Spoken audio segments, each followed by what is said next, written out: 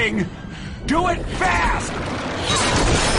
Elizabeth has a limited amount of power that she can use for the player. Now, Elizabeth is the only one that can manipulate the tears and bring in those objects that you see, but you're the one that's going to be requesting them. So she's not going to go off on her own and bring these things in. So these are player-driven. You decide when and where you want these in.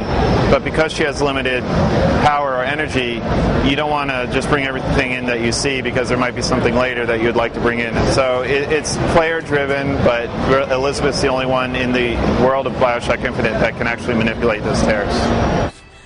Elizabeth? 3 cheers for us, eh? The last thing that we want to do is make Elizabeth a burden on the player. So I'll state from the get-go that at no point in the game is Elizabeth ever going to hold you back from doing something. She's never going to be somebody that you have to rescue. You know, she'll be your companion, and she'll be able to help you out in certain cases. As far as the relationship goes between Booker and Elizabeth, yes, it's definitely something that we've been developing for quite a while, and you know we're still figuring out some of the issues that go along with giving the player completely free rein when it comes to conversations and setting things up. But looking into the future, that's something that we'll be pushing more on, and you're going to see more of. We have a overall arc that Booker and Elizabeth are going to have. So there's the choices that you make throughout the game isn't going to affect the whole entire story arc, but it will have some effect within the gameplay.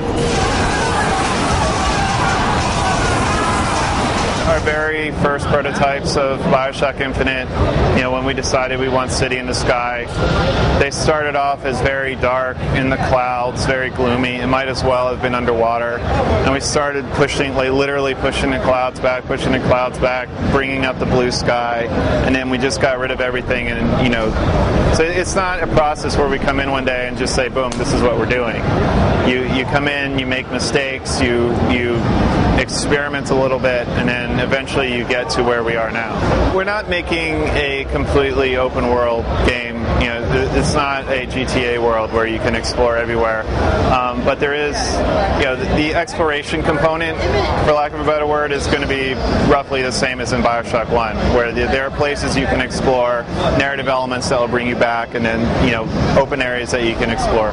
When we talk about an irrational game, a BioShock game, there is the heavy narrative aspect of it, and the city that you're exploring is its own character. Whether it's a twist ending or things like that, that's not the important thing to us. The important thing to us is telling a story and making an environment that people want to